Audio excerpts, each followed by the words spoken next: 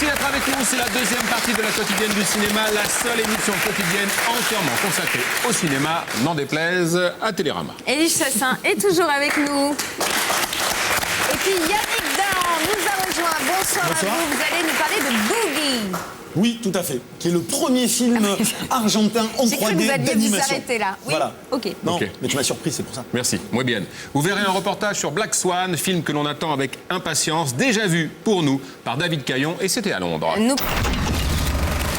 Pas encore vu malheureusement Black Swan donc de Darren Aronofsky, mais c'est vrai que tous ceux qui l'ont vu parlent d'ores et déjà d'un chef-d'œuvre. Donc on attend de voir ça avec impatience. Le 11 février prochain. Voilà, mais je crois qu'Yannick n'est pas d'accord avec Non, ça. on en discutera à la sortie du film. On en discutera, le problème exactement. avec Dahan, Si vous êtes toujours là, va. Il sera toujours là. Et bien justement, la parole maintenant à Yannick Dahan. Évidemment, vous serez toujours là Mais cette oui. semaine. Vous allez nous parler de Boogie, qui, comme son nom ne l'indique pas, est donc un film d'animation gore argentin. Donc c'est un film d'animation en 3D. Premier film d'ailleurs en 3D argentin, Oui. adapté d'une BD d'un auteur qui est assez connu, qui s'appelle Roberto Fontana Rosa, qu'on surnomme El Negro. Oui. Et voilà, on va peut-être regarder des images. C'est un film extrêmement transgressif, hein, qui n'est pas pour tout public. Il n'est pas spécialement gore, mais il est extrêmement violent. Ah, chouette. Voilà. On y va. Ah oui, apparemment, C'est filmé, déjà. c'est pas Non, pour les j'avais pas enfants. vu la bande-annonce, elle est toute pourrie la bande-annonce. Elle traduit pas du tout, L'esprit du film. l'ampleur du film. Donc, moi, je voulais parler de ce film. Il est pas génial. Il a même un énorme défaut qu'on va évoquer, mais rien que pour l'état d'esprit, parce que ça sera jamais aussi défendu qu'un gros blockbuster ricain blindé de publicité. Donc, je pensais que c'était intéressant parce que c'est vraiment un film pour les geeks. C'est vraiment le type de film que moi j'ai envie d'adorer.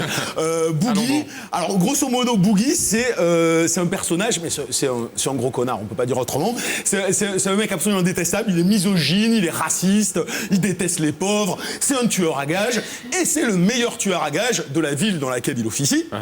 Et l'histoire, elle est assez simple. C'est les mafiosos qui, d'habitude, l'emploient toujours pour faire les sales contrats, ont décidé qu'il commençait à être un petit peu vieux, donc ils veulent donner sa chance à un concurrent. Boogie ne supporte pas ça. Il dit comment ça se fait, c'est moi le numéro 1. Il est hors de question qu'on mette un deuxième. Et il va décider donc d'aller poursuivre cet autre tueur Ce jeune, ouais. pour prouver à tout le monde que c'est lui qui reste le meilleur. Voilà. Alors le concept il est assez marrant parce que c'est un perso ultra référentiel. C'est un croisement entre le Marvin de Sin City, entre le Goon, entre moi j'y vois beaucoup du Torrente. Vous voyez qui c'est Torrente? Oui, Ça vous dirait bien sûr. Torrente qui était des cartons en Espagne. Ouais, qui moi, je suis honnête et je Alors, dis non. Torrente de Voilà. Santiago Segura, c'est un personnage de flic ripou. D'accord. Ils ont fait 2-3 films, 2-3 Torrente qui ont cartonné en Espagne. Ça a vachement imprégné la culture latine. Donc je pense que eux, quand ils ont créé le personnage Ouais, de Boogie, se influencé sont aussi. inspirés de ça. Mais c'est un peu le croisement de tout ce qui définit la contre-culture que moi je défends, le cinéma de genre que j'aime, donc c'est du Dirty Harry, c'est de On tout dirait ça. un peu du Roberto Rodriguez aussi, Ouais, je me il y a gourre ou un- pas, non? Ouais, il y a un Ouais, petit il peu de ça. l'aime pas Je non déteste plus. Rodriguez, Voilà, donc c'est pour je ça. ne J'ai prends bien pas fait, comme j'ai bien référence. fait, j'ai Mais bien il y a- fait. il y a plein d'autres références. Et c'est un film qui fonctionne donc dans l'ultra référentiel. Il convoque Les Nerfs à vif, il convoque Pulp Fiction, Daredevil. Donc il y a toute cette culture qu'on aime, D'accord. qui est réunie dans un film qui est profondément badass, ultra violent, transgressif, subversif, donc tout ce que j'adore. Drôle aussi. Et pourtant, Et très drôle aussi parce qu'il pousse le bouchon extrêmement loin. Et pourtant. Le problème du film, en fait, ce qui est chiant, c'est un peu comme Red qui sort cette semaine aussi. C'est des on films qui en parlera. restent à leur note d'intention. C'est ce qu'on appelait encore une fois les fameux high concept. On avait évoqué ça sur Buried. C'est ça, c'est comme on dit ah ben c'est super, on va faire un film avec des retraités tueurs à gages, ou c'est super, on va faire un film avec un tueur Un à mec gages super enfermé, bourrin. ouais. Génial. Sauf qu'il faut écrire un scénario derrière. Et que les mecs, ils ont tendance à oublier qu'une histoire, ça se développe en plusieurs actes et qu'on doit faire progresser le personnage, progresser l'intrigue. Le problème de Boogie, c'est que c'est sa note d'intention. Voilà. On a ce perso. C'est une succession de scénettes dans laquelle on va te montrer qu'il est très méchant, très misogyne, très raciste.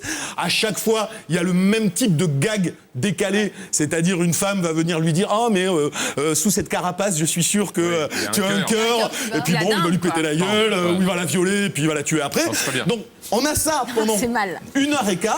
Et voilà, il y a une petite évolution du personnage qui arrive à la toute fin. fin.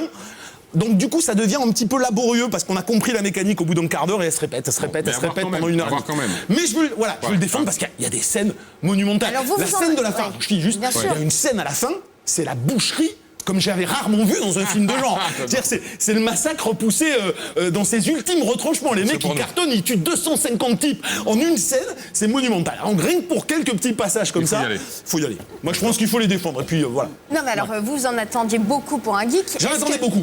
Est-ce que pour moi qui ne le suis pas, ça peut me convenir? T'es pas geek, toi? À partir du moment où tu Non, mais regardes... est-ce que ça a un intérêt pour quelqu'un qui s'intéresse pas forcément moi, au je pense genre que du cinéma? c'est quand même fun. Et puis, on est dans un monde devenu tellement aseptisé, lénifiant. Enfin, de voir un peu des œuvres qui rentrent dans l'art, où c'est un film de sale gosse. C'est je te fais du trash pour te faire du trash, je te fais de la provoque pour te faire de la provoque. C'est gratuit. Mais de temps... ouais. Ouais, c'est gratuit, mais de temps en temps, ça fait du bien.